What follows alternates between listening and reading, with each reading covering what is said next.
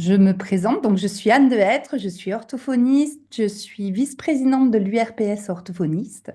J'exerce uniquement en libéral à côté de La Roche-sur-Yon. Voilà. Et puis je suis aussi formatrice dans le cadre des troubles du neurodéveloppement. Et c'est à ce titre-là que j'interviens. Amandine, je vais vous laisser vous présenter. Oui, bonsoir à tous. Donc, je suis Amandine Bouchereau, je suis coordinatrice pour l'URPS orthophoniste. Merci. Eh ben merci.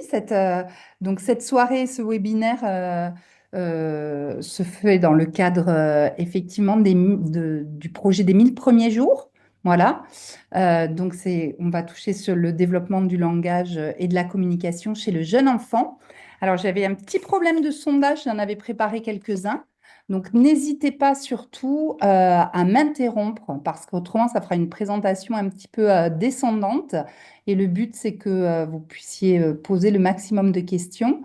Et puis peut-être il va y avoir des redites, des choses très connues pour certains et certaines d'entre vous. Donc n'hésitez pas non plus à me dire, on peut passer peut-être plus vite sur certaines choses et puis s'attarder plus sur les autres. Donc voilà. On va pouvoir démarrer cette présentation. Si ça vous va, est-ce qu'on fait un petit tour juste de présentation euh, et peut-être de vos attentes, mais très vite fait, voilà, ou de votre profession aussi. Je vous laisse peut-être intervenir si vous le souhaitez ou pas. Bonjour, du coup, docteur Kerouac, je suis médecin généraliste à Varade, à côté d'Ancenis. Et du coup, moi, c'était surtout voilà, savoir l'intérêt et comment faire les bilans du langage, que pour l'instant, je fais pas de façon systématique. Bonjour, moi je suis Lauriane Aymon, je suis aussi médecin généraliste remplaçante dans la région nantaise. Et puis c'était pour prendre des informations sur le repérage et puis comment orienter les enfants aussi une fois qu'on a fait un repérage et puis quels tests utiliser, enfin, les plus simples à utiliser en consultation et les plus efficaces entre guillemets.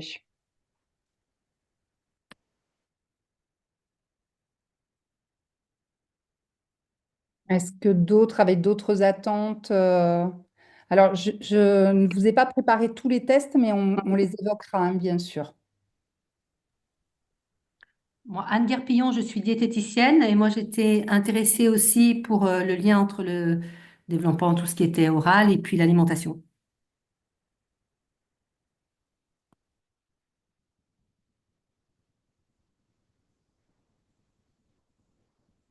Est-ce qu'il y avait d'autres attentes où on peut peut-être commencer?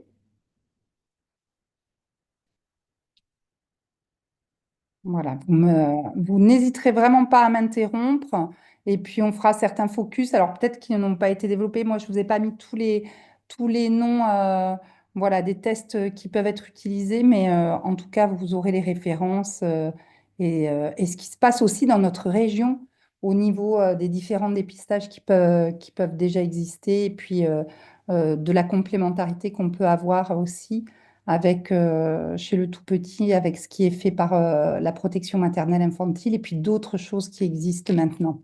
Voilà. Alors, on va parler du développement du langage et de la communication, des troubles, bien sûr, du langage oral et de la communication.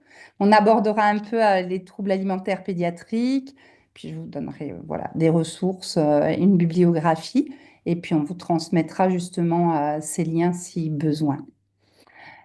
Euh, Alors, comment arrive-t-on à communiquer, à développer son langage? Alors, peut-être justement, euh, vous me direz, donc, on, on a différents professionnels de santé ce soir, qui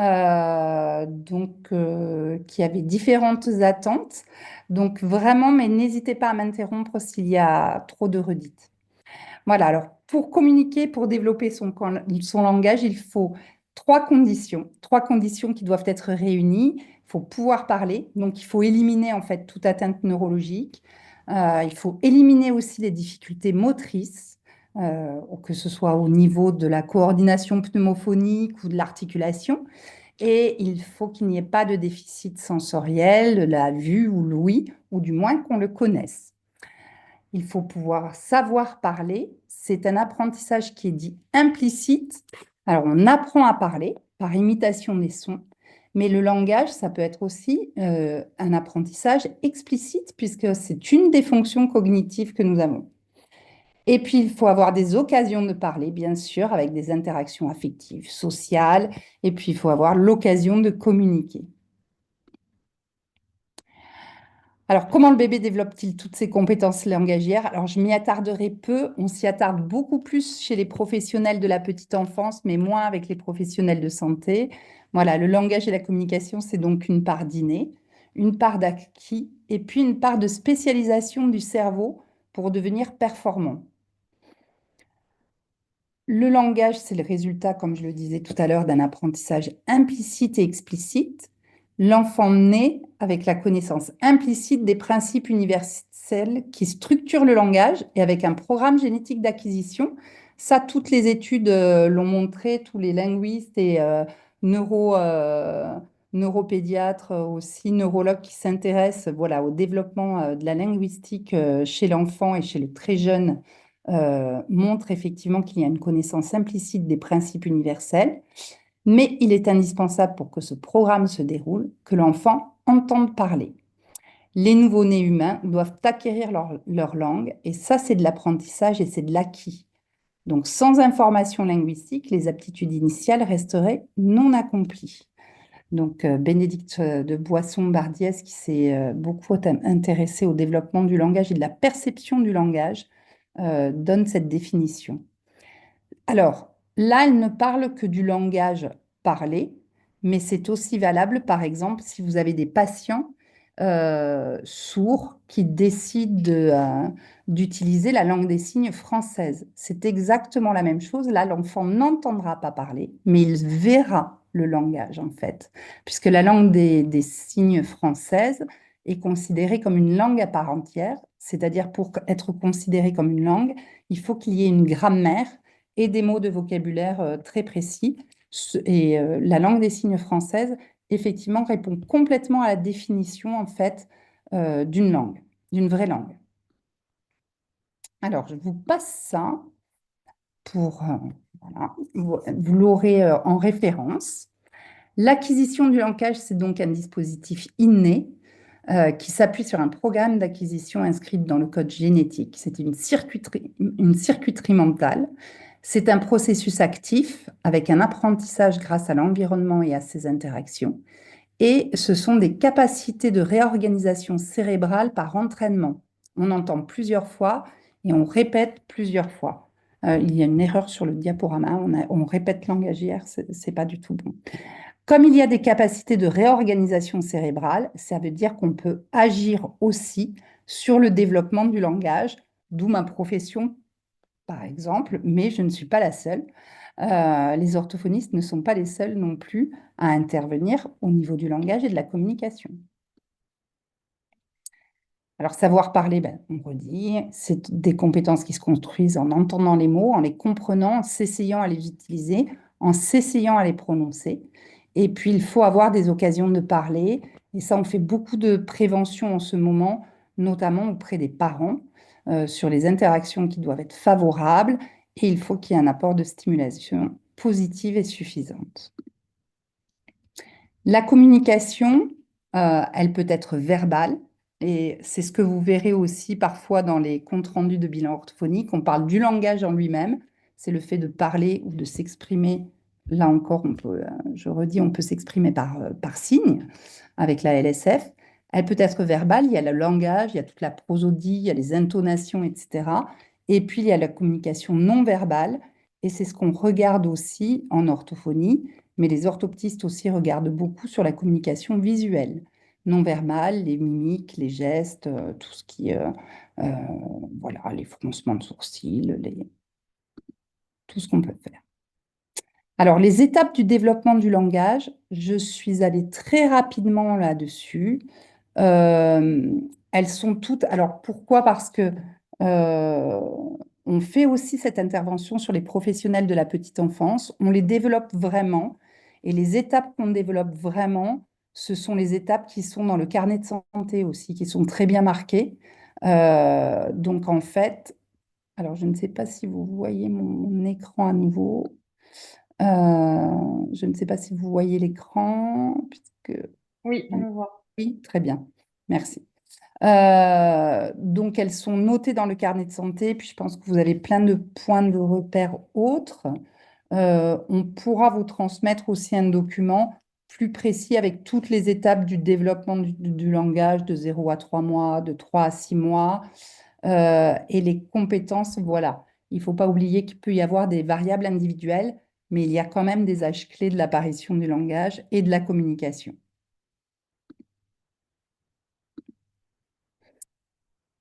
Est-ce que vous aviez besoin que je développe certains points sur les étapes du développement du langage plus précisément, ou est-ce que je peux passer tout de suite aux troubles du langage, justement? Je remets ma galerie pour voir. Moi, ça va. Bon. De toute façon, on vous donnera, voilà, on vous les donnera en ressources ensuite. On vous le communiquera. Si jamais pour ceux qui ne les auraient pas. Mais vraiment, le carnet de santé là-dessus est assez bien fait. Très bien fait. Alors, les troubles du langage et de la communication chez l'enfant, euh, ce sont des troubles du neurodéveloppement. Alors maintenant, ils sont vraiment classés alors, dans le DSM-5, voilà, et puis dans la CIM-11, ils apparaissent comme des troubles du neurodéveloppement. Alors, le neurodéveloppement, c'est la construction progressive de l'architecture du système nerveux et du cerveau. Je ne vais pas vous l'apprendre. C'est un processus neurobiologique et il y a des influences entre des interactions entre les facteurs génétiques et l'environnement. Il s'étend du début de la grossesse à l'âge adulte, encore après.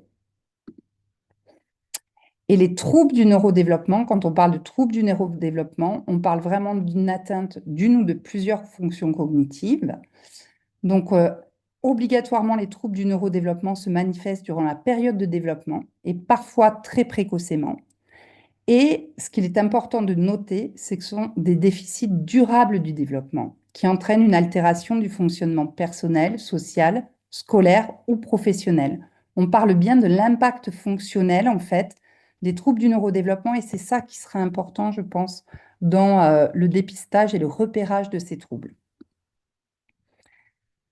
Je vous ai mis une diapo justement sur la différence entre retard et trouble maintenant dans les nouvelles classifications. Donc le retard, et on va quand même parler encore de retard de langage chez certains enfants, c'est bien le décalage de maturation d'une fonction par rapport à une norme, mais dont l'évolution va entraîner la récupération. Le trouble, ça va être le défaut d'une ou plusieurs compétences cognitives. Là, on va parler du langage et de la communication qui sont attendues lors du développement. Et ce trouble va entraîner un retentissement important sur le fonctionnement adaptatif, scolaire, familial et social. On est vraiment sur la différence retard versus trouble.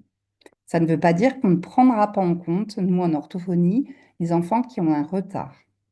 En plus, il va falloir un certain temps pour évaluer si c'est un retard simple, entre guillemets, ou si les difficultés sont persistantes, et dans ce cas-là, c'est un trouble.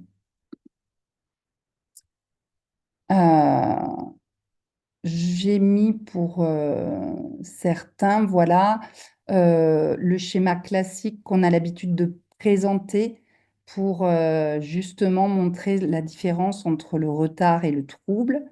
Dès qu'on a un doute, et surtout là, n'hésitez pas à m'interrompre sur sur ce schéma. Le doute, c'est effectivement, alors, vous voyez en noir, effectivement, la courbe de développement normale, et ça, c'est applicable à toutes les fonctions cognitives, voilà.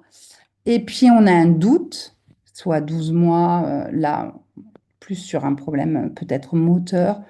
On met en place une intervention précoce et on voit si effectivement il y a une récupération, voire une superposition de cette courbe qui était descendante et qui remonte vers la courbe de la normalité. Ce qui va effectivement être différent de la courbe du trouble qui peut persister, mais qui va peut-être aussi, avec des interventions précoces, bah, avoir un écart moins important peut-être entre, voilà, là ce qu'elle est, il y a quand même une amélioration de la fonction, mais on va rester en parallèle de la courbe de développement normal. Et là, on pourra faire le diagnostic d'un trouble du neurodéveloppement. Est-ce que ça, c'est une notion qui vous paraît claire ou mon explication est claire ou mérite d'être plus fouillée? Pas de... Non, ça me paraît clairement. Dans le DSM-5, je vous ai mis tous les troubles du neurodéveloppement qui sont répertoriés. Donc, vous pouvez voir qu'il y a les troubles, alors avec maintenant la nomenclature qui est depuis 2013, hein, la définition des troubles du neurodéveloppement est dans le DSM-5. On parle maintenant de troubles de la déficience intellectuelle, de troubles de la communication, de troubles du spectre de l'autisme, de troubles moteurs, de troubles spécifiques des apprentissages et de troubles du déficit de l'attention avec ou sans hyperactivité. Donc nous, on va s'intéresser plus particulièrement dans les TND aux troubles de la communication. Je vous ai fait quand même 2 slides sur les troubles du spectre de l'autisme, voilà. Et dans ces troubles de la communication, on trouve le trouble du langage, le trouble de la fluidité verbale, le trouble de la phonation. Alors, c'est des sons de la parole, en fait. Troubles de la communication sociale et troubles de la communication non spécifiés. Pour les professionnels de santé, ben, voilà, qui seront amenés à échanger avec des orthophonistes, ce sera les libellés que vous trouverez normalement maintenant dans les comptes rendus de bilan orthophonique. Alors, trouble du langage. Alors, le choix du terme trouble veut explicitement exclure de la définition les enfants dont les difficultés résultent d'un manque d'exposition à la langue ou dans la langue de scolarisation ou qui pourraient récupérer sans aide. Voilà, un trouble, c'est versus retard. Donc, c'est un trouble avec une atteinte durable et qui a des impacts à plus ou moins moyen terme. Ces enfants, quand même, pourraient néanmoins bénéficier de certaines interventions éducatives, mais ne devraient pas être identifiés comme présentant un trouble du langage. Là, on parle bien des enfants qui ont un manque d'exposition à la langue de scolarisation. Attention, quand même, on y reviendra tout à l'heure, tous les enfants multilingues ne sont pas exclus du diagnostic de trouble. Voilà. Ils peuvent aussi présenter un trouble dans leur langue maternelle. Je ferai un petit focus sur le bilinguisme après. C'est pour ça que je m'y attarde pas trop maintenant. Alors, dans les principaux troubles du langage et de la communication chez l'enfant, on va trouver, donc, selon les libellés actuels, les troubles des sons de la parole. Ce sont ce qu'on appelait avant les troubles d'articulation. Un trouble d'articulation isolé, c'est une incapacité à prononcer ou à former un certain son correctement. C'est une erreur constante, systématique et mécanique pour un son donné. Un phonème donné, c'est un son donné. Alors là, je vous ai mis des exemples. Les troubles des sons de la parole se traduisent par une articulation approximative, mal maîtrisée. Ça peut être un sigmatisme. Un sigmatisme, c'est un zozotement. Un schlintement, ça va être plus, je vais vous les faire, hein. Le sigmatisme, ça va être un ça à la place d'un chat. Le schlintement, ça va être un chat à la place d'un chat. Il peut y avoir aussi une absence du son. Radio, ben, un enfant qui n'arrive pas à prononcer le R. Radio, chapeau à peau, cacao à eau. Alors, attention, le son doit être absent, quelle que soit sa place dans le mot. C'est-à-dire s'il est au début, s'il est au milieu ou si elle est à la fin. Et là, c'est vraiment un trouble des sons de la parole, un trouble d'articulation. Il peut y avoir un remplacement du son par un autre, par exemple dans aisément, un chat c'est un ta, un chou c'est un sou, et un jou c'est une zou. Et attention, on parle de troubles d'articulation quand l'enfant a dépassé le stade où normalement le son devrait être acquis. Alors, le début de la ligne, ce tableau, je vous le donnerai en ressources, on vous le donnera en ressources. Il correspond à l'âge auquel 50% des enfants prononcent le son. Là, les voyelles, vous voyez que 50% des enfants doivent prononcer toutes leurs voyelles à 2 ans. Ce qu'on peut observer, c'est que le che, le je, le re, le se et le ze sont les sons qui sont acquis le plus tardivement. Ils doivent être vraiment acquis. Alors ça s'explique par juste la maturité de la coordination en fait bucco-faciale. Voilà. Il faut que le système bucco-moteur soit assez efficient pour pouvoir prononcer un che et un je, qui est exactement le même point d'articulation, un se et un ze et un le et un re. Donc bien sûr, il y a des enfants qui vont le prononcer tout de suite, mais normalement, ce n'est pas inquiétant, par exemple, si ces enfants ne le prononcent pas à 4 ans à 5 ans. Par contre, à la fin de la grande section, contrairement à ce qui est mis dans le tableau, ils devraient les avoir tous acquis. Pourquoi? Parce qu'ils vont rentrer en CP et qu'il faut qu'ils prononcent correctement tous les sons avant de rentrer dans les cris. Pourquoi? Parce qu'un enfant qui dit un ça à la place d'un chat, quand on va lui demander d'écrire un chat, il va se répéter un ça et il va écrire un ça. Et c'est pas qu'il sera dysorthographique ou dyslexique, c'est qu'en fait, il écrira ce qu'il se répète. Comme nous, on le fait pour tous les nouveaux mots, inconsciemment ou consciemment, on les répète, on les syllabe et on les écrit.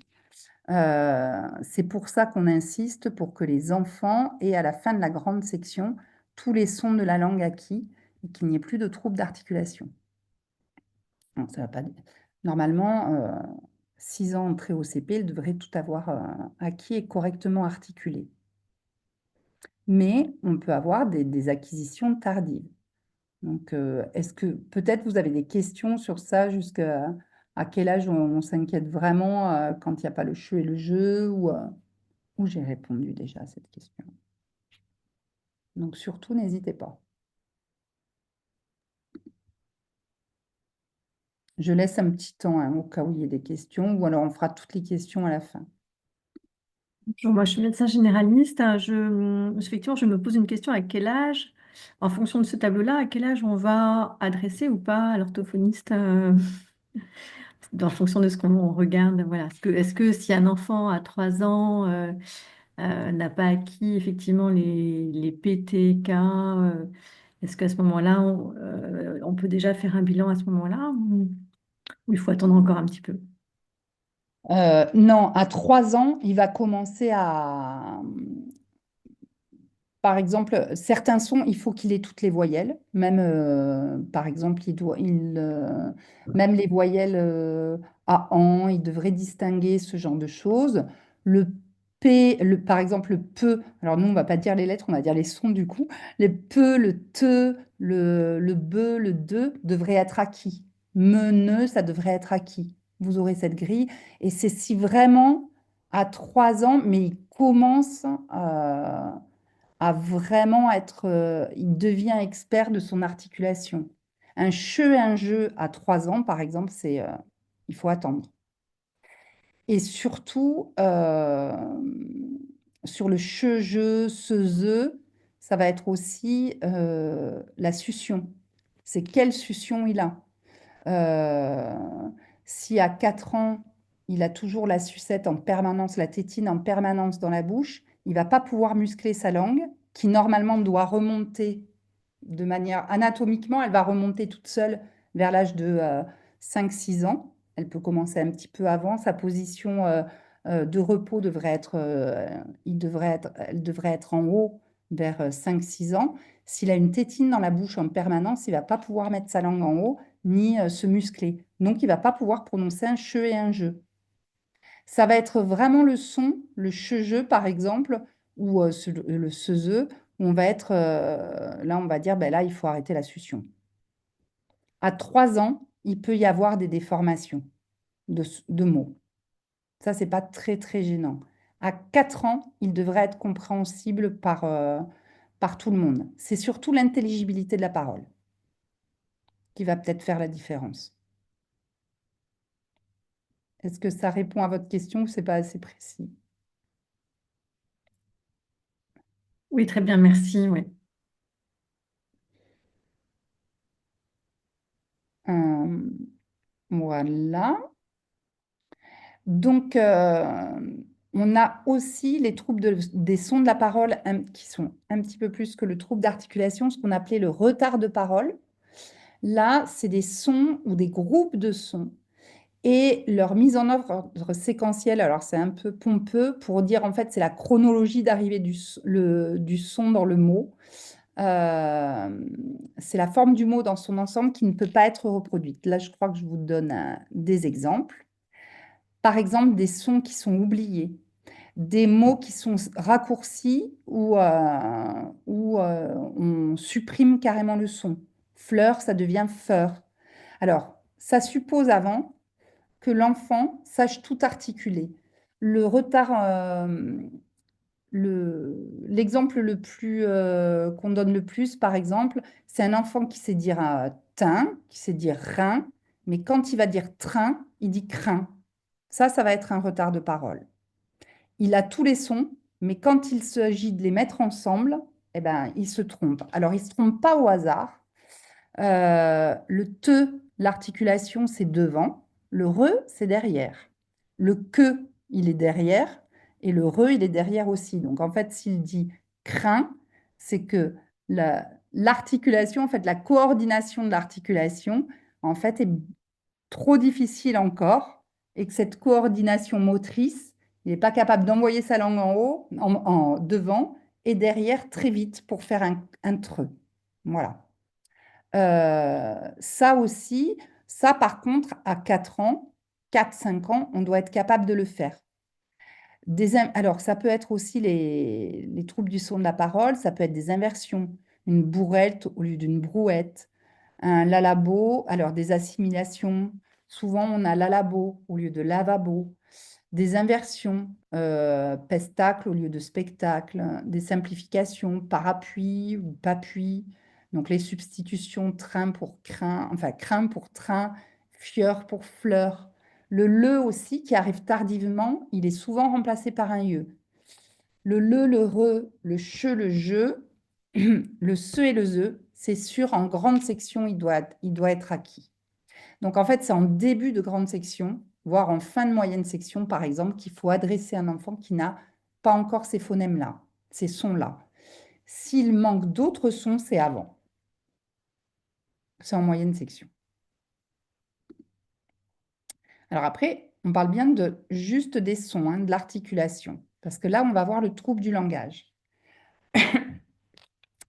Et le trouble du langage, ça va être là un petit peu plus profond. On peut avoir des troubles dans le développement de la syntaxe. On peut avoir des verbes non conjugués, des mots juxtaposés, l'absence ou le mauvais emploi des pronoms personnels et des mots-outils, un déficit de vocabulaire et aussi des troubles de la compréhension. Ce sont des difficultés persistantes d'acquisition et d'utilisation du langage dans ses différentes modalités, donc dans le vocabulaire, dans la structuration des phrases, dans le contenu du discours aussi, qu'est-ce que l'enfant exprime, dans la compréhension, s'il y a un déficit de compréhension, c'est vraiment un trait très alarmant, parce que jusqu'à l'âge de 6 ans, l'enfant a toujours une compréhension qui est bien supérieure à ce qu'il exprime. Si on a un déficit de la compréhension important, c'est un signe d'alerte. Et les troubles du langage, pardon, il n'y a pas de déficit sensoriel associé. Donc, il faut avoir vérifié effectivement l'ouïe et puis aussi la vue. Alors, je vous ai mis un exemple qui sera pour après. Euh, Juste là, on n'a pas remis les étapes d'acquisition du développement du langage, mais on considère qu'à 3 ans, un enfant devrait pouvoir structurer une phrase sujet plus verbe plus complément. Alors, structurer une phrase sujet plus verbe plus complément, c'est pour ça aussi que j'ai bien fait le distinguo sur les troubles d'articulation. Ça ne veut pas dire qu'il articulera bien tous les sons qu'il va dire. Mais s'il dit, par exemple, le ça mange, la souris, eh ben, pour nous, c'est une phrase. il y a sujet, verbe et complément. Il a 3 ans, il ne sait pas encore tout bien articuler, mais en tout cas, il sait mettre un sujet, un verbe, un complément. Est-ce que ça... Voilà. Et il peut encore déformer les mots. Donc ça, c'est pas... voilà. L'articulation, vraiment, elle finit de se préciser... Enfin, elle finit. Elle s'affine. À 4 ans, il faut qu'elle soit beaucoup plus affinée que le ça mange la souris. Et puis à 5 ans, il faut que ce soit le chat mange la souris. Par contre, on va être alerté par des troubles du langage, même dans la syntaxe, bien avant. Entre 3 et 4 ans, il faut vraiment qu'on ait sujet, verbe, complément. Alors, pas aux 3 ans pile et à l'entrée à l'école pile, mais janvier, on devrait commencer à être bien structuré pour un enfant qui a fait 4 mois de maternelle. Alors, je vous ai mis un exemple aussi d'un des troubles du langage qui peut exister. Hop, hop, hop. Mais c'est un extrême un peu. Un fille qui fait un geste et le garçon qui est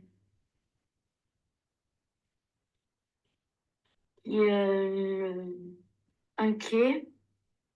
Le deuxième image, la fille est triste et le garçon est en train de moquer. Alors, Un fille qui fait un je ne vais pas vous le geste. faire entendre 50 fois.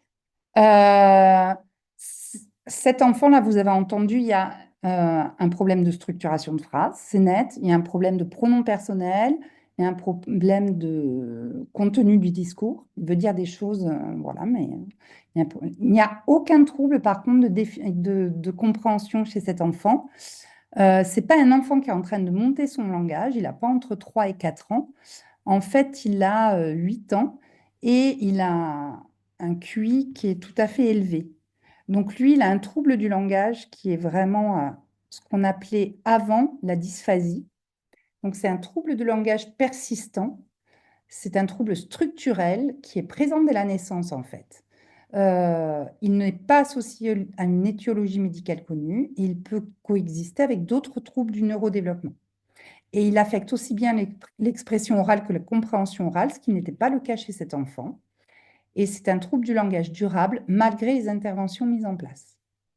Il a un énorme impact fonctionnel sur la vie sociale, les apprentissages scolaires bien sûr, l'abstraction et la généralisation des compétences et bien sûr l'estime de soi. Donc là, c'est vraiment le trouble sévère, donc le trouble du développemental du langage. Alors du développement, soit du développement du langage, mais pas du développemental du langage.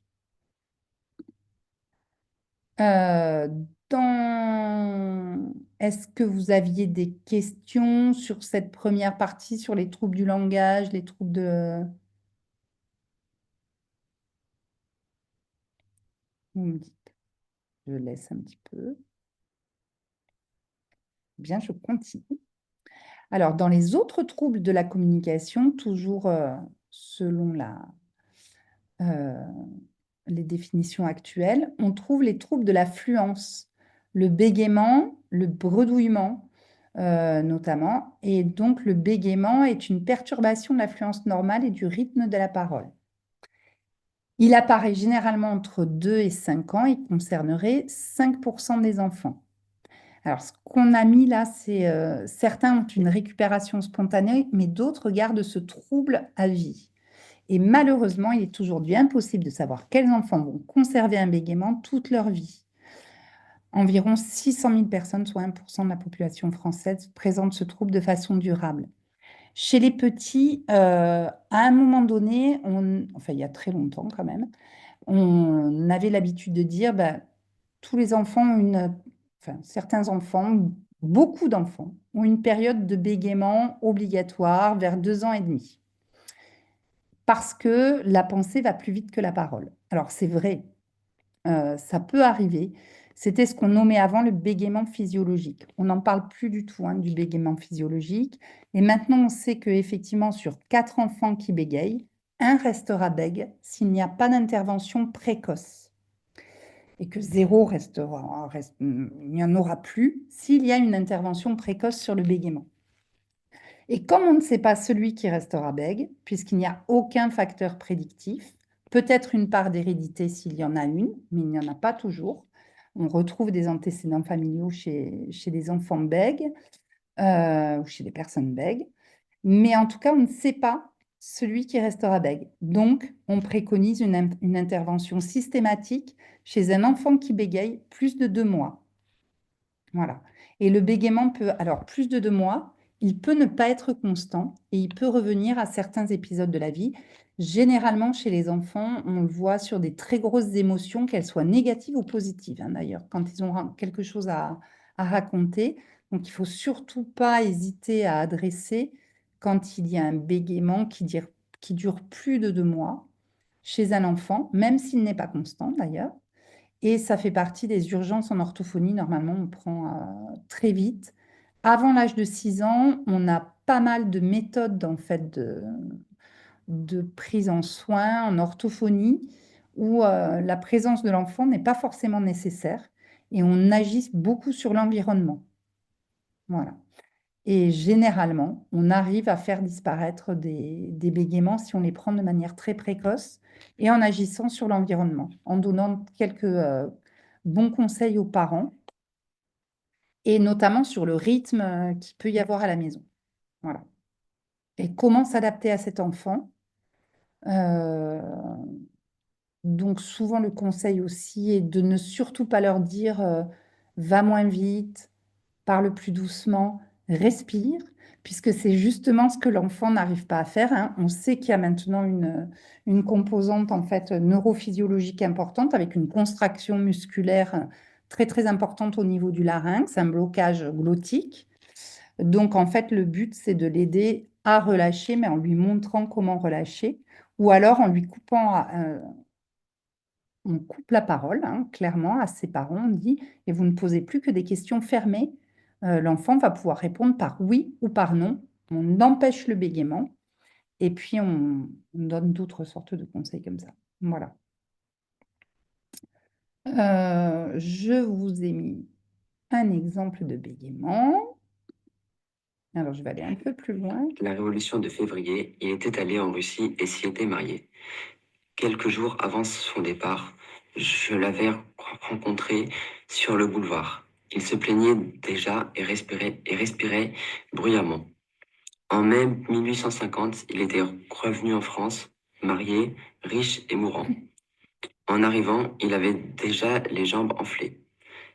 4 médecins consultés l'auscultèrent.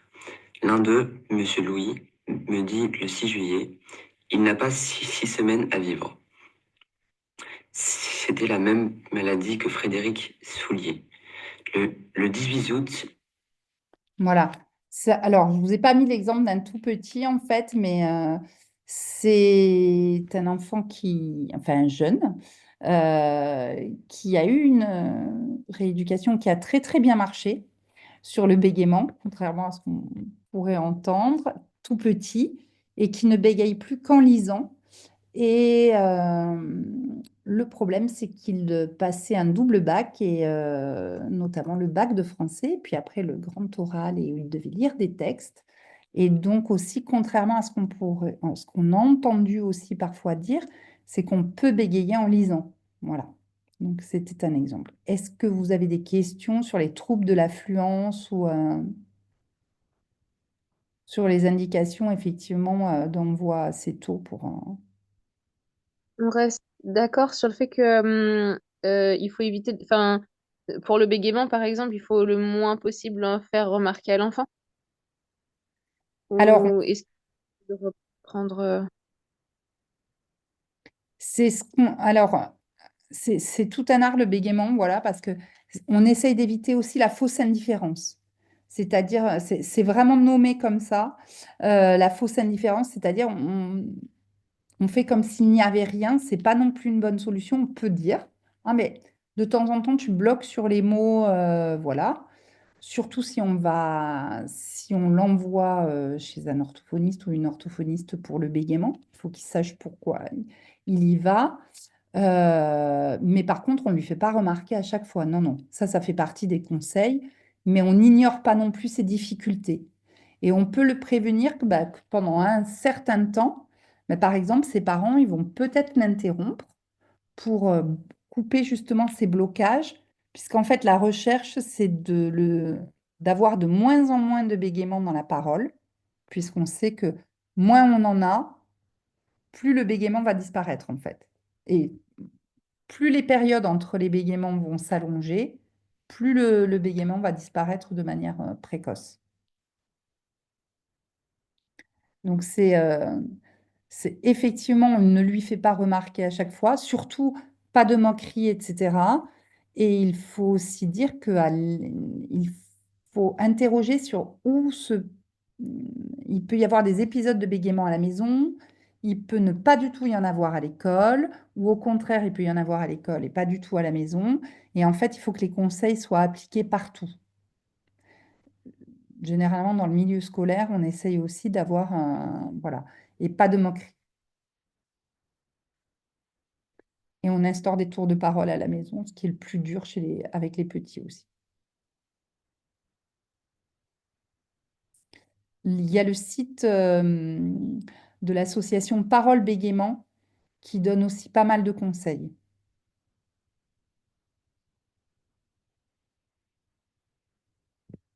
Et si ça vous intéresse, on pourra vous faire, enfin moi, je pourrais vous faire passer des ressources aussi sur les premiers conseils à donner aux parents. Mais surtout, s'il y a des conseils qu'il faut retenir, les premiers, c'est de ne pas lui dire calme-toi, respire, parle moins vite. Et en fait, voilà, ça va être plus de dire, bah, on va couper le bégaiement et on va lui poser des questions. Fermées, pardon. Est-ce que ça répond à votre question? Oui, tout à fait. Merci beaucoup.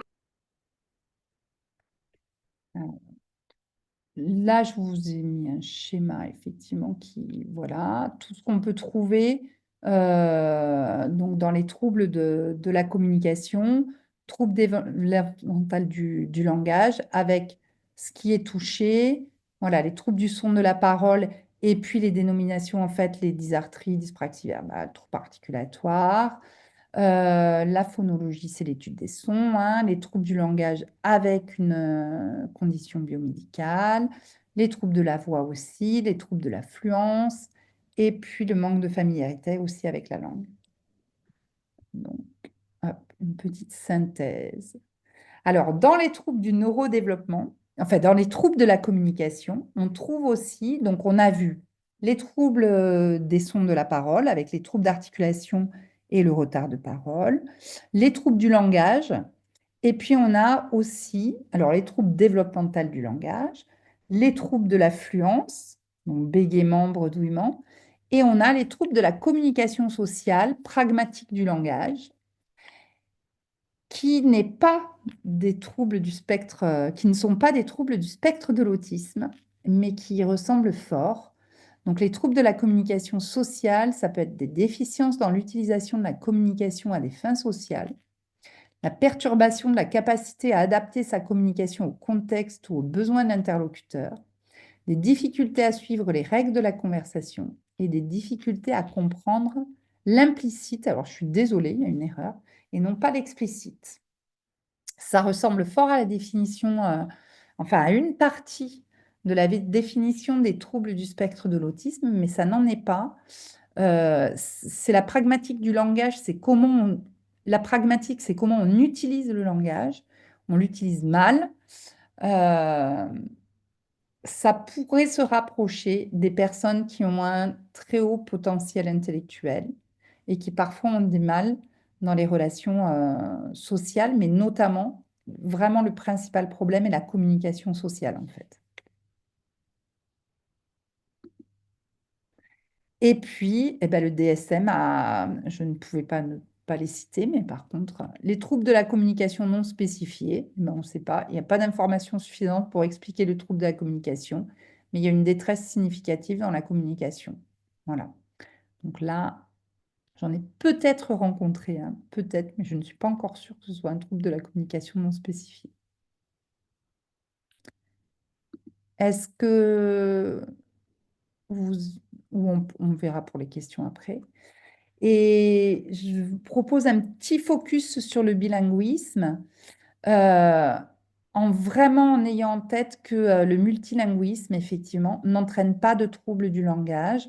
Là aussi, pour faire tomber peut-être certaines choses qui ont pu être évoquées à une certaine époque, notamment par rapport à la maîtrise du français, de dire que les parents qui n'avaient pas comme langue à la maison le français devaient absolument parler français à la maison pour que leur enfant puisse parler français à l'école et puisse s'en sortir. Donc ça, maintenant, on sait que c'est complètement faux. En fait, l'enfant, il doit pouvoir s'appuyer sur une langue qui est correctement parlée chez lui et qui présente un bon modèle dans sa structuration langagière, en fait. Donc, ce qui veut dire un très bon modèle de grammaire orale du langage. Donc à la maison, même s'il n'y a pas de crèche, même s'il n'y a pas de nounou, même s'il n'y a pas d'exposition au français, il vaut mieux que l'enfant ait entende parler la langue que les parents maîtrisent le mieux, plutôt qu'une langue qui n'est pas maîtrisée par les parents. Et il aura le temps, en fait, effectivement, d'acquérir la seconde langue dans le milieu de la langue de scolarisation. C'est ce qu'on appelle la langue de scolarisation. Et ça, c'est valable pour toutes les langues. Voilà. S'il y a une inquiétude, il faut demander aux parents si l'enfant a un bon niveau de langage dans sa langue maternelle. Et les parents savent toujours nous le dire. Donc, et là, par exemple, je reçois une petite fille ukrainienne donc, qui parle russe à la maison. Et les parents, en fait, disent qu'en russe, elle a énormément de mal. Elle a des inversions de son, elle a une mauvaise structuration syntaxique, elle a du mal à comprendre, elle a du mal à mémoriser le vocabulaire, et elle se trouve exactement dans les mêmes difficultés, en fait, en français. Donc là, oui, on sera sûrement devant un trouble du langage, en fait. Voilà, et il y a une petite affiche. Donc, c'est plutôt une chance d'être confronté à plusieurs langues que un handicap. Est-ce que vous aviez des questions là-dessus? C'est valable, et je mets un point, c'est valable aussi. On a aussi longtemps pensé, et là toutes les études montrent le contraire, que ce que je viens de vous dire n'était pas valable pour les enfants porteurs d'un handicap. Et en fait, toutes les études maintenant nous prouvent que c'est faux et qu'il faut quand même s'il y a un handicap, quel qu'il soit, s'il y a un déficit ou un trouble du neurodéveloppement, par exemple, autre que les troubles du langage, comme une déficience intellectuelle ou des troubles du spectre de l'autisme ou autre chose, en fait, il faut que l'enfant puisse quand même s'appuyer sur une langue qui est correctement parlée. Donc, on n'a pas besoin de vouloir obliger les parents à parler français à la maison, surtout s'ils ne maîtrisent pas bien la syntaxe. Alors, je vous ai fait deux petites slides à part, puisqu'on n'est pas dans les troubles de la communication. Quand on parle des troubles du spectre de l'autisme, c'est un trouble du neurodéveloppement à lui seul. Donc, les troubles du spectre de l'autisme, c'est un déficit persistant de la communication et des interactions sociales.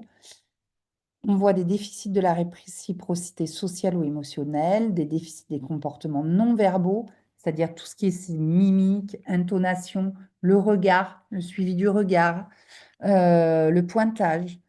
On a des déficits aussi du développement, du maintien de la compréhension des relations avec les autres. Le caractère restreint et répétitif des comportements, des intérêts ou des activités, c'est ce qui peut faire le diagnostic différentiel avec des troubles de la communication, de la pragmatique du langage qu'on a vu juste avant. On peut avoir des stéréotypies, c'est des choses qui se répètent, la répétition des mouvements, l'utilisation des objets ou du langage, des enfants qui alignent beaucoup. Les parents savent le dire, qu'ils alignent les petites voitures, qu'ils alignent par couleur, qu'ils rangent, voilà. Des rigidités, des intolérances au changement, des intolérances, des rigidités quant au langage, un mot pour un objet, pas plus, qui ont des intérêts très restreints, fixes, et qui peuvent avoir des hyper ou des hyporéactivités aux stimulations sensorielles. On spécifie la sévérité pour les troubles du spectre de l'autisme selon l'importance des déficits de la communication sociale et selon l'importance des modes de comportement restreints répétitifs. Et on spécifie aussi le trouble. Il peut y avoir une déficience intellectuelle ou pas. Il peut y avoir des altérations du langage ou pas. C'est des enfants qui peuvent avoir une syntaxe tout à fait correcte, un vocabulaire tout à fait correct, même au-dessus des normes parfois, mais par contre qui ne savent pas bien l'utiliser. Ça peut être associé à une pathologie médicale ou génétique ou un facteur environnemental. Il peut y avoir des enfants aussi catatoniques. Est-ce que sur cette partie des troubles du langage, est-ce que vous aviez des questions?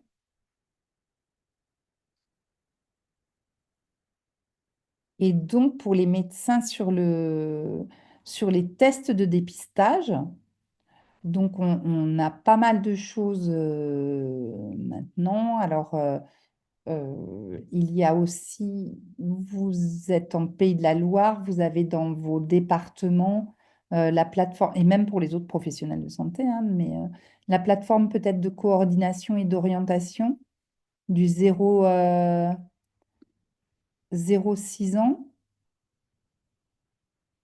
Je connais bien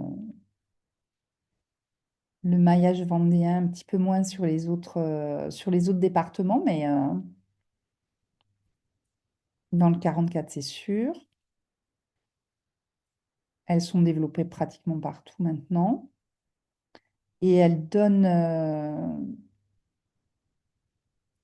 il y a une grille donc, de dépistage pour les médecins généralistes qui est complète et qui touche à pratiquement, enfin, aux fonctions cognitives importantes pour les médecins. Et quant aux troubles du langage, on a un test qui est utilisé aussi en PMI, qui s'appelle l'ERTL4. Et je sais qu'il y a pas mal de médecins généralistes qui sont formés en Pays de la Loire sur l'ERTL4. Coupé. Ou est-ce que vous avez d'autres ressources ou Non, justement, sur le RTL4, donc c'est 4 ans. En fait, c'est les tests avant 4 ans. Euh, est-ce- Alors, il y a un test de dépistage qui existe, qui s'appelle le DPL3.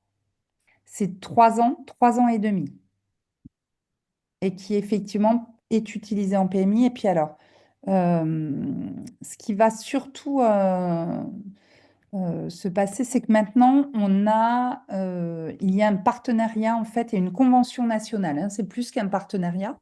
Ça fait même partie de la convention nationale des orthophonistes et des orthoptistes pour un dépistage systématique de tous les enfants en petite section de maternelle. Donc là, on serait sur le 3 ans. Donc les orthoptistes, alors, on le fait depuis 4 ans en Vendée. Et le développement, c'est à partir de septembre en Loire-Atlantique. Donc, ce ne sera pas toutes les écoles quand même. Donc, vous pouvez toujours vous procurer le DPL3, qui est un test qui est vraiment, alors, il se fait en peu de temps, pas si peu de temps, en peu de temps, et si vous avez les parents avec vous, bien sûr. Mais à cet âge-là, vous avez généralement les parents avec vous. Et puis, c'est un test de dépistage, hein, vraiment, de screening, donc après, qui demande à être confirmé. Mais vous avez déjà une bonne indication. Donc, c'est le DPL3 et on vous le mettra en ressources. Ok. Et en plus, il n'est pas cher. En plus. Ce qui est quand même... Alors, les images sont vieillottes, mais elles sont réétalonnées. Donc, il ne faut pas remplacer les images.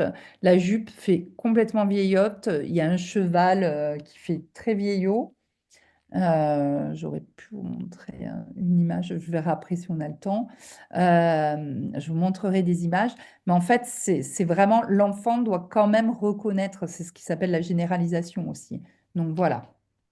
Donc, vous pouvez utiliser le DPL-3 pour les trois. Alors, pour le langage, c'est 3 ans, 6 mois.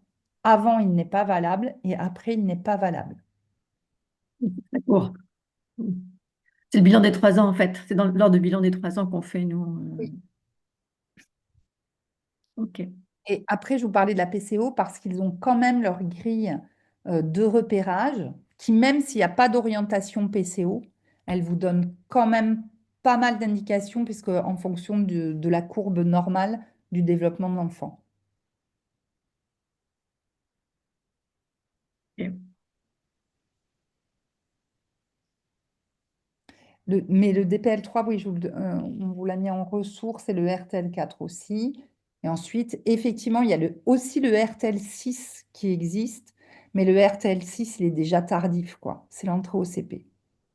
Et là, si le trouble du langage, parce que le RTL-6, c'est donc 6 ans, c'est vraiment sur les troubles du langage, mais généralement, on a une préconisation plus vite ils sont dépistés, moins ils vont être en traitement déjà.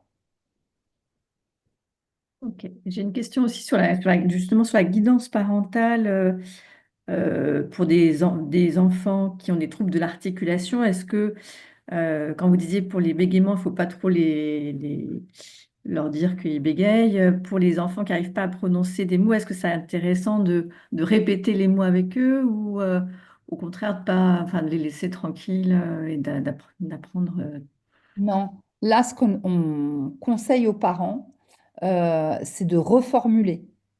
C'est-à-dire de ne pas les faire répéter tout le temps, puisqu'en fait, un trouble d'articulation, c'est une impossibilité à articuler. Et peut-être que l'enfant n'est pas encore assez mature au niveau de la sphère orofaciale pour bien articuler. Donc, de lui faire répéter un chat pour s'il dit un ça et qu'il n'arrive vraiment pas à faire le che, au contraire, on risque de le braquer. Et par contre, de lui dire, ah, tu as voulu dire un chat, le chat mange la souris. Oui, ça marche très très bien. Et en plus, enfin, on n'a même pas besoin de dire aux parents d'exagérer, il faut reformuler. Les enfants, ils ont une bonne lecture labiale.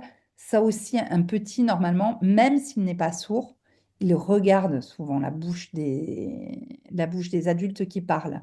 C'est plutôt justement, une bonne indication aussi. Alors, à un certain âge, il doit avoir dépassé ça. Vers l'âge de 4 ans, il doit avoir dépassé effectivement le regard systématique à la bouche. Mais les enfants en difficulté, et quand on reformule, souvent, ils vont s'appuyer aussi sur l'imitation motrice. D'accord. Et ça va se faire de manière tout à fait inconsciente.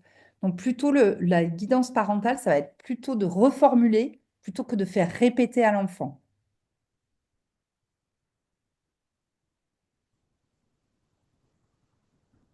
Et ça, c'est valable aussi pour les troubles du langage, c'est-à-dire une mauvaise structuration syntaxique.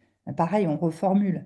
Alors, après, on donne aussi, on tempère toujours parce qu'on a des parents qui, du coup, vont tout reformuler. Donc là, l'enfant ne va plus du tout avoir envie de leur parler, mais en leur disant, bah, si, il y a des moments où c'est important de reformuler, mais pas tout le temps. Oui, des fois, c'est les parents qui parlent de la place de l'enfant, finalement. Oui. Ouais. Mm. Et de s'attacher au contenu aussi, de ce qu'ils veulent dire.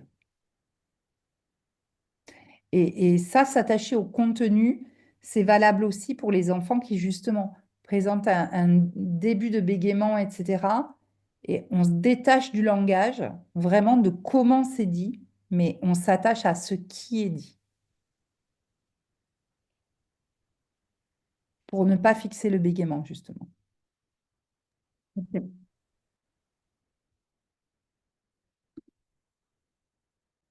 Est-ce que vous aviez d'autres questions, peut-être? Oui, moi par rapport au frein de langue, j'ai eu un plus grand qui est venu me voir et voilà, comme quoi il y avait un frein de langue depuis le début, là là là, et qui avait peut-être de temps en temps un problème de prononciation. Voilà, c'était pas hyper franc quoi. Alors, je voulais savoir s'il fallait faire quelque chose ou pas. Alors, le frein de langue, je crois que... Alors, je ne sais pas ce que vous voyez à mon écran. Excusez-moi, c'est moi qui touche des trucs qu'il ne faudrait pas toucher, je pense. Hop, je ne sais plus ce que vous voyez. Toujours la dernière diapo, là, sur les troubles du spectre de l'autisme. Oui. Oui. Oui. Alors, Le frein de langue, je vous renvoie à une excellente publication du Conseil général de médecine, du Conseil, n'importe quoi, du Collège français de médecine générale, en association avec le Collège français d'orthophonie, qui a été publié il y a 2 ans là, sur les freins de langue, pour dire attention, on ne coupe pas tous les freins de langue et les freins de langue sont pas responsables de tout, mais effectivement, il faut le regarder. Mais un enfant, bah, par exemple, vous lui faites faire la, s'il peut faire la et chantonner, tirer la langue, essayer de tirer la langue, c'est quand il tire la langue, il faut regarder effectivement si sa langue, elle est fendue en deux parce que le frein retient la langue en arrière. Est-ce qu'il peut lever la langue? Est-ce qu'il peut faire un la? Alors peut-être qu'il va transformer en ie, hein, ça dépend de l'âge qu'il a. Est-ce qu'il a eu des problèmes de tétée? Est-ce qu'il y a eu des problèmes alimentaires, enfin des problèmes de succion et de tétée quand il était plus petit? Si c'est des parents qui vous disent ça a toujours été galère, effectivement, il avait du mal à téter, il avait du mal à s'alimenter, la tétine, il a fallu la changer 18 fois. Là, il faut être plus vigilant, effectivement, sur la langue et sa mobilité. Euh, vous lui dites, ce que vous pouvez lui dire, c'est est-ce que tu peux faire semblant de lécher une glace? Et vous lui montrez. Et vous voyez comment elle peut être mobile, s'il arrive bien à la tirer, et surtout si effectivement il n'y a pas une restriction, le frein de langue aussi restrictif, il peut être pas seulement court, il peut être aussi un petit peu restrictif, et que ça creuse la langue, ça la rend bifide un peu, vous savez. Et là, effectivement, ça peut gêner sur l'articulation. Mais c'est pas systématique quand même. Et après, on a des enfants qui ont des freins de langue qui sont pas hyper, qui sont justement un petit peu courts, mais qui par contre, au niveau fonctionnel, ça marche hyper bien. Donc dans ce cas-là, on ne va pas y toucher, hein.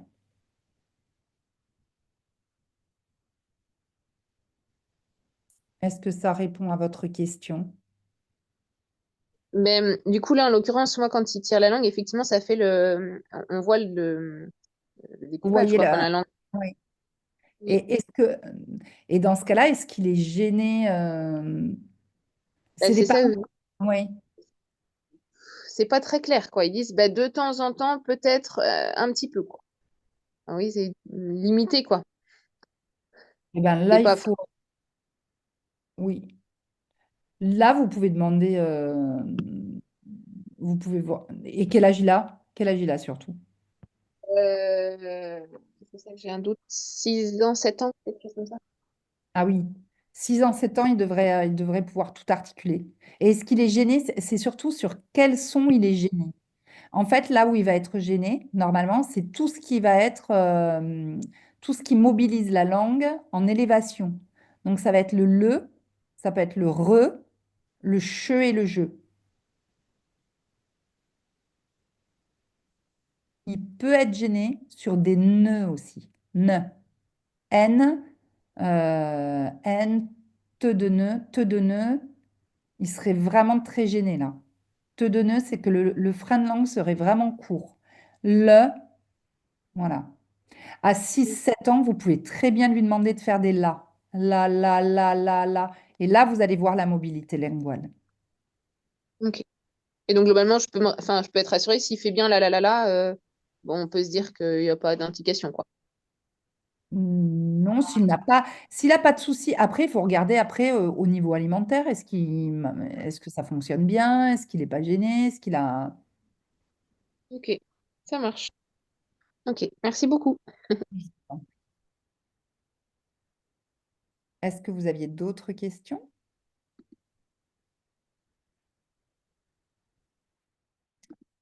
Euh, on a proposé aussi d'aborder un petit peu les troubles de l'oralité alimentaire voire les troubles de l'oralité pédiatrique. Euh, alors, euh, les signes d'alerte, alors je ne vois pas pourquoi il est resté à l'école. C'est pas forcément qu'à l'école d'ailleurs.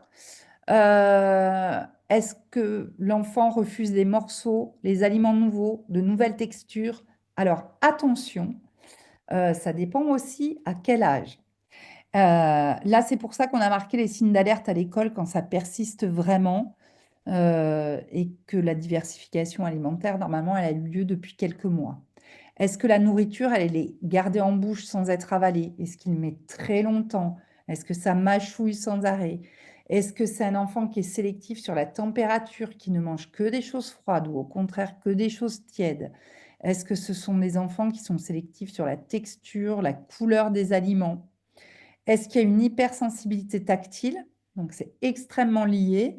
Est-ce qu'il ne supporte pas d'avoir les mains sales, de toucher certaines textures?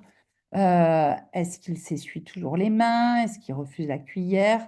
On vous a mis tous les signes d'appel là. Refuse le biberon, ne mange pas de morceaux, avale tout rond, ne mastique pas, ne sait pas déglutir, a des nausées, peut vomir.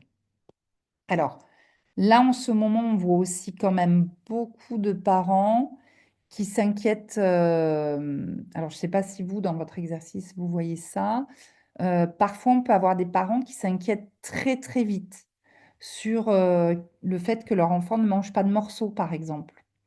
Que la diversification alimentaire, ben, il refuse, il a des textures différentes, ça passe mal chez des enfants qui ont moins de 1 an.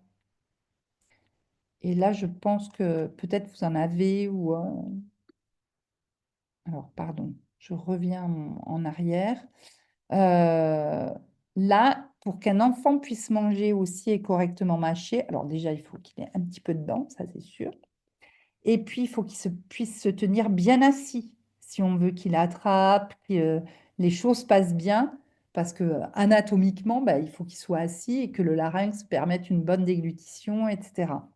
Donc, il faut regarder aussi si l'enfant se tient bien, s'il est bien installé. Ne mange pas de morceaux. On a des parents parfois qui peuvent nous parler de morceaux, mais qu'est-ce que c'est un morceau? Ce n'est pas ce qu'on trouve, par exemple, dans les plats tout faits quand on mélange de la purée et puis qu'il y a des pâtes. Ça, c'est pas des morceaux. Et parfois, il y a des enfants qui ont du mal quand on parle de diversification alimentaire. On dit, bah, on va leur proposer un plat, souvent un plat tout fait, pour ne pas citer de marque, un Bledi Chef, et il va y avoir une purée avec des pâtes très molles à l'intérieur. Et ben ça, c'est un changement de texture. En fait, c'est pas une texture différente, c'est deux textures. Et les petits, au tout début, eh ben, ils savent pas trop faire la différence. Donc, effectivement, il y a un refus de cette double texture. Donc, un morceau, c'est vraiment un morceau qu'on peut mâcher et qui n'est pas forcément mis dans de la purée. Euh, c'est aussi des conseils qu'on donne aux parents. Donc, voilà. C'est. Après, qu'est-ce que je voulais vous dire d'autre? Est-ce que peut-être vous aviez des questions là-dessus?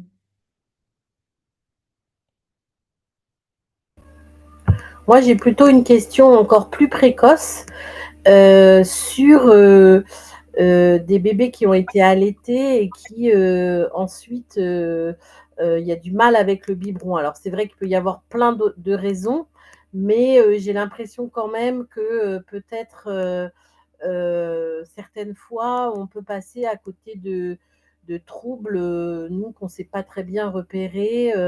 Est-ce que vous avez des petits tips qui pourraient nous permettre de peut-être faire la différence entre ce bébé qui a peur que sa maman l'abandonne parce qu'elle elle veut lui donner des biberons et finalement un vrai problème plus physique, quoi. Alors, quand oui, j'en ai un qui vient de m'échapper tout d'un coup, là, qui vient de passer devant et de partir. Déjà, alors, déjà, la première chose à faire, c'est de vérifier le frein de langue. Oui. Ça, c'est net. Euh, c'est une première chose. Et ensuite, effectivement, le biberon, il faut demander à la maman, aux parents, si ils ont introduit autre chose dans le biberon que le lait maternel. Mmh. Déjà, parce que, il y a des bébés qui refusent le lait maternel au biberon. Et là, dans quelques familles que j'ai reçues, En fait, c'était du lait maternel, enfin le lait que sa maman se tirait, qui était proposé au biberon. Donc là, effectivement, le biberon, il n'en voulait pas du tout. Pareil, il peut y avoir des refus de lait maternisé. Mais quand on met de l'eau, est-ce que l'enfant accepte le biberon?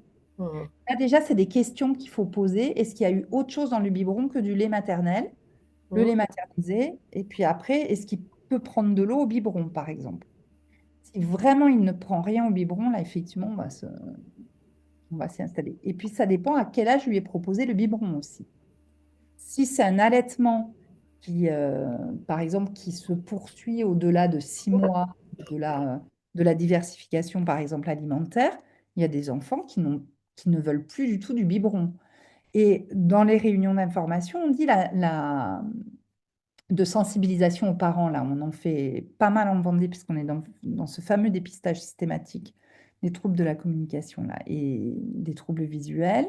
Là, dans nos réunions de sensibilisation, justement, on aborde le fait que à quel âge un enfant est capable de boire au verre et où il n'aurait plus besoin de biberon en nutritif. Et les parents sont très, très étonnés d'apprendre que normalement, à 9 mois, quand on tient assis, on peut boire au verre ou à la tasse. Donc, il y a des enfants qui vont refuser le biberon, par exemple, si l'allaitement s'est prolongé, mais par contre, qui vont accepter de boire au verre ou à la tasse. Ça, sur les interrogatoires, c'est important. Euh, Par rapport justement de faire la part des choses entre effectivement un refus voilà, hein, le sein de maman, c'était super, et puis il y a un vrai problème derrière. Mais un enfant où il y aurait un vrai problème derrière, il aurait quand même aussi des difficultés à téter le sein de sa mère, si c'est un problème de téter. Oui, Précocement, c'est ça qui va souvent revenir. S'il y a un vrai problème, il y aura eu aussi un problème à la tétée normalement, du sein.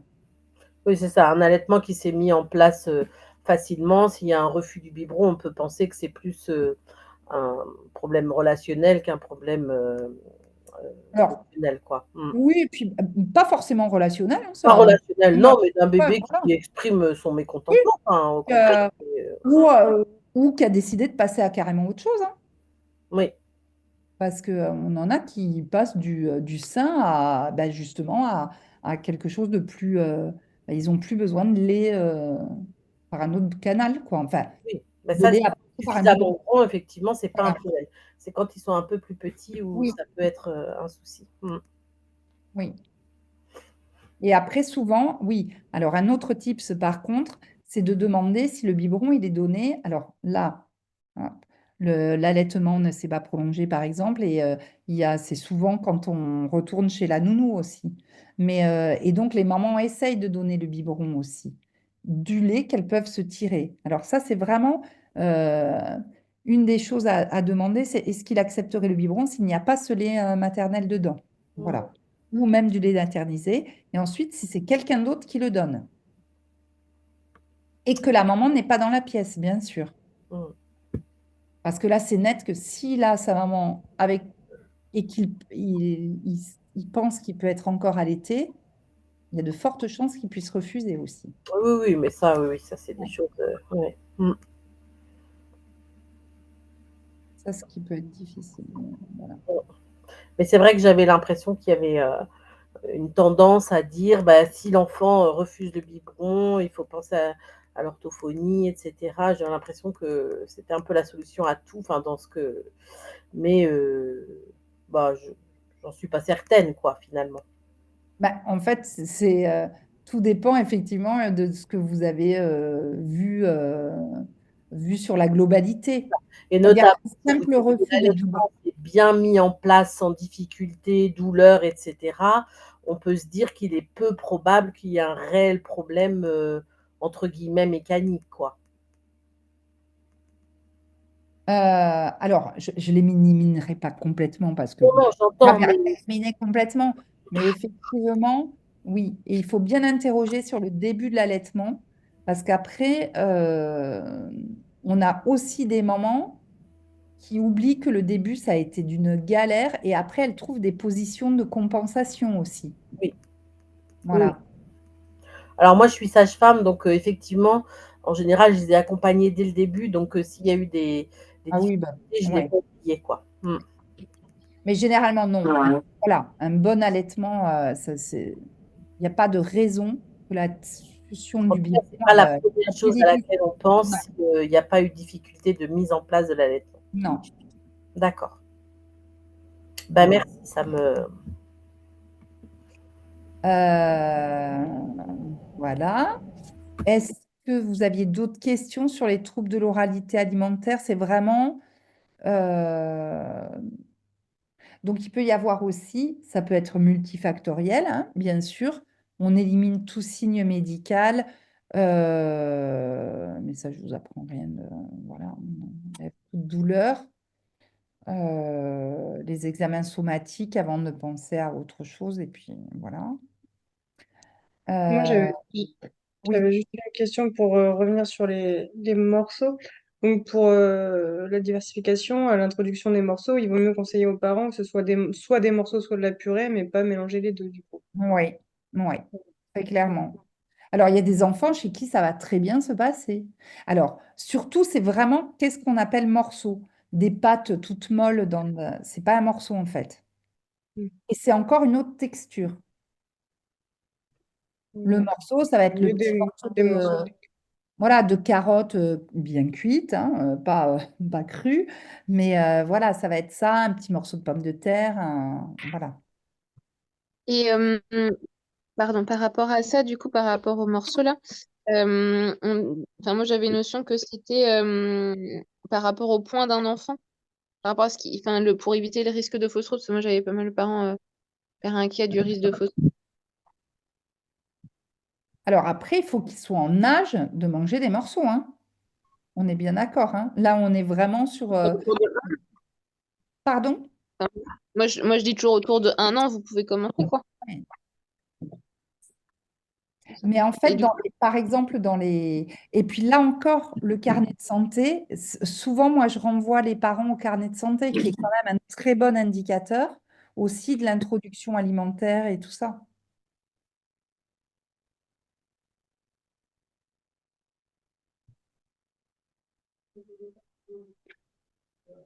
Et là, de plus en plus, alors, sur les morceaux, on a quand même des parents qui vont introduire les morceaux plus tôt qu'un an. Et puis, vous savez, il y a la méthode... Diversification menée par l'enfant. voilà, exactement. Et par contre, eh ben, là, c'est pareil, dans la diversification menée par l'enfant, on dit qu'il faut que le morceau il dépasse de la main de l'enfant quand il est bien cuit.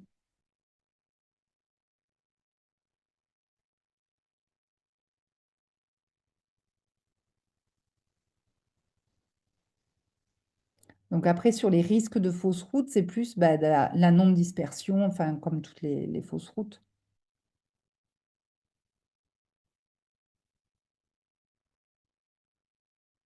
Est-ce que... Je ne vois plus du tout. Est-ce que vous aviez d'autres questions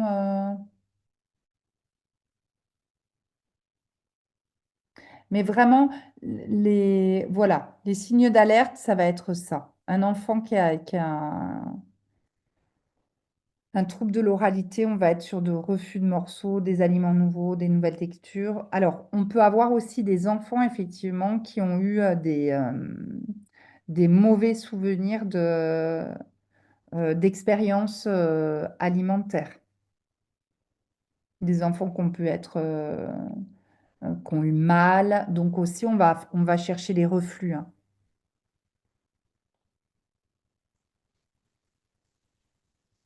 Les enfants qui vomissent beaucoup.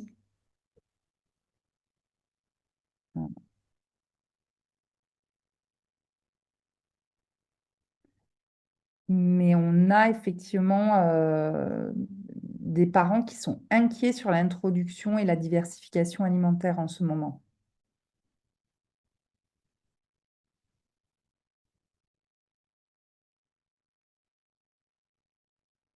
Je ne sais pas si vous le ressentez aussi. Mais on peut passer aussi des aliments mixés à des aliments qui sont hachés ou puis après Bien sûr. écrasés Oui, grossièrement. On tout à n'attend fait. pas, ça se fait progressivement, mais il y a Tout des à fait. fenêtres de tir après 6 mois, avant 1 an, hein. Ah oui, oui, oui, tout à fait, hein. Voilà. Ouais. Oui, oui, tout est. Mais c'est ça, il y a et puis, bien sûr, hein, on n'attend pas avant 1 an, hein. Oui. Parce que moi, ce que j'avais retenu, c'est qu'il y avait quand même des fenêtres de tir et si on attend trop longtemps, justement, on peut aller vers des difficultés des enfants qui, s'ils ont été habitués à manger que des petits pots lisses, sans aucun morceau, ça peut être compliqué par la suite, quoi. Ah non, c'est pour ça que je donnais. Les étapes sur le carnet de santé sont très bien décrites, Voilà, absolument. très, très bien décrites. Donc, Ouais. vraiment, que ce soit au niveau d'ailleurs de la quantité, mais aussi de l'introduction, justement, des différentes textures. Là, on parle vraiment des troubles de l'oralité alimentaire, hein, et ça sera après 1 an. On Et a des parents qui bon, consultent très tôt, en fait. Pardon. excusez-moi. C'était quel conseil on peut donner dans l'attente d'une prise en charge orthophonique, du coup, quand il y a vraiment des troubles de l'oralité? Alors, normalement, ça doit faire partie aussi des urgences. Le conseil, c'est... alors, ça dépend quel âge a l'enfant. Bah, Euh, le plus souvent, c'est des enfants entre 1 et 2 ans, enfin, euh, oui. ouais, Euh, 1 à 4 ans, quoi. alors, souvent, parfois, c'est des enfants qui, quand on a éliminé tout trouble somatique, il ne faut pas que ça devienne un trouble du comportement alimentaire. C'est ça, en fait, l'enjeu. Euh, je pense que l'enjeu, c'est que ça ne devienne pas un trouble du comportement alimentaire. C'est-à-dire qu'il peut y avoir effectivement des refus de morceaux, voilà. Il faut accompagner l'enfant dans son expertise à s'alimenter, de dire aux parents s'il y a, en attendant, et si vraiment ils n'arrivent pas à passer à autre chose, c'est-à-dire à diversifier ne serait-ce qu'un tout petit peu, c'est toujours de toute façon dans l'assiette présenter autre chose que ce que l'enfant aime. Alors déjà lui donner, et obligatoirement lui donner l'aliment qu'il aime, mais enfin obligatoirement, pas obligatoirement, mais essayer de lui mettre dans l'assiette quelque chose aussi qu'on aimerait qu'il goûte. S'il ne peut pas goûter, mais tant pis, mais c'est dans l'assiette. Et puis après, d'essayer de faire beaucoup de jeux avec lui, de toucher. Parce que souvent, c'est des enfants, si c'est un vrai trouble de l'oralité alimentaire, qui auront beaucoup de mal à toucher des textures. Donc, d'essayer de trouver des textures et petit à petit, alors pas d'y aller franco dans la pâte à prout, hein, parce que c'est ça le plus, mais d'acheter, voilà, d'essayer de faire de la pâte à modeler, de la peinture à doigts. Est-ce que ça, il aime? De faire à manger avec lui. Ça, c'est important. Et qu'il voit les aliments se transformer. Une carotte, justement, bah, c'est une carotte. On l'épluche, on la coupe en morceaux et ça devient de la purée. Pour que l'enfant il ait cette phase qu'il acquiert bien, et on sait hein, qu'il encode en fait, que son cerveau est bien conscient que cet aliment, il va se transformer en purée, peut-être que la purée qu'il aime, et que finalement, bah, à un moment donné, c'est des morceaux. Donc ça, on va donner beaucoup de conseils aux parents comme ça, d'essayer de faire un petit peu la cuisine avec leur enfant, c'est quand même, et qu'ils touchent. S'ils ne peuvent pas toucher, ne pas les faire toucher de force, surtout. Et petit à petit, d'essayer de gagner, ben voilà, il n'a pas pu toucher ça, mais il a pu le regarder, parce qu'il y a des enfants qui ne peuvent même pas le regarder. Et puis, nous, on a montré qu'on pouvait le manger, qu'on pouvait le toucher. Est-ce qu'ils peuvent le porter sur les lèvres? Voilà, des choses comme ça. Surtout faire à manger avec eux et transformer les aliments. Alors ça, c'est pas toujours facile. Alors si ça ne se fait pas tous les jours, qu'il le fasse de temps en temps. Ne pas lui laver les mains tout le temps. Il est sale sur les mains, tant pis. C'est aussi des parents, parfois, si leur dire que d'essuyer toujours la bouche quand ils mangent, par exemple, de la purée, c'est mauvais parce qu'on enlève justement les zones de sensibilité. Plus on frotte, plus on efface le réflexe. Et puis, il faut aussi qu'ils acceptent d'être un petit peu salis par la nourriture. Ça, c'est pas gagné chez des enfants qui ont des troubles de l'oralité. Donc, c'est pas les essuyer toutes à chaque bouchée. C'est d'essayer de changer les couverts aussi, même s'il ne change pas de nourriture, qu'il ait une cuillère en plastique, qu'il ait une cuillère en fer, voilà, l'habituer aussi à des choses en bouche un petit peu différentes. Ne pas lui donner que du sucré, surtout, mais c'est pas toujours évident. Voilà. Essayer de mettre sur les lèvres les aliments.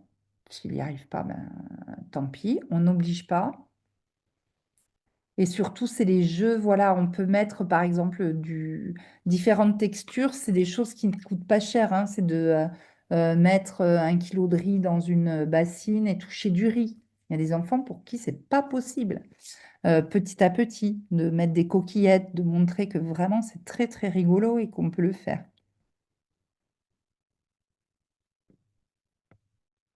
Ok, merci beaucoup. Je vous en prie.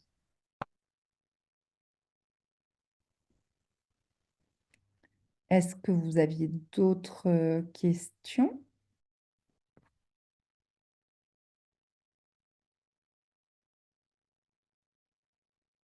N'hésitez pas, On vous enverra de toute façon les ressources. Alors, en attendant le bilan en orthophonie, alors, je vous dis quand même que après un coup de fil d'un professionnel de santé à un autre professionnel de santé, ça peut aider aussi quand même pour les prises. Voilà.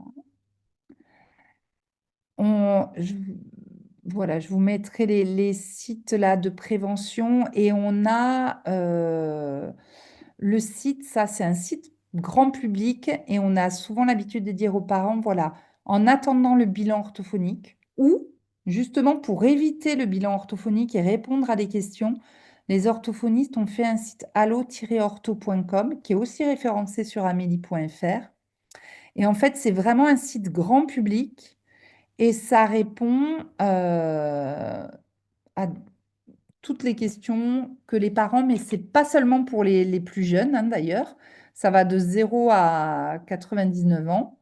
En fait, on a voilà, beaucoup d'articles par âge et par domaine. Voilà. Le pédiatre demande un avis orthophonique car il sait que respirer par le nez est important pour le développement et la santé de son patient. Est-ce qu'il y a vraiment besoin d'un bilan orthophonique? Et en fait, il y a des réponses et il y a des ressources pour les parents. Tous les articles sont en audio, donc on peut ne pas savoir lire. Et puis les articles les plus regardés sont traduits, voilà, dans 4 ou 5 langues, et en audio aussi. Et puis je vous mettrai voilà, et on parle des écrans aux parents, bien sûr. Et je vous remettrai les coordonnées des sites où on peut trouver aussi le DPL3 et le RTL4, le RTL6 et les grilles de repérage des troubles du langage.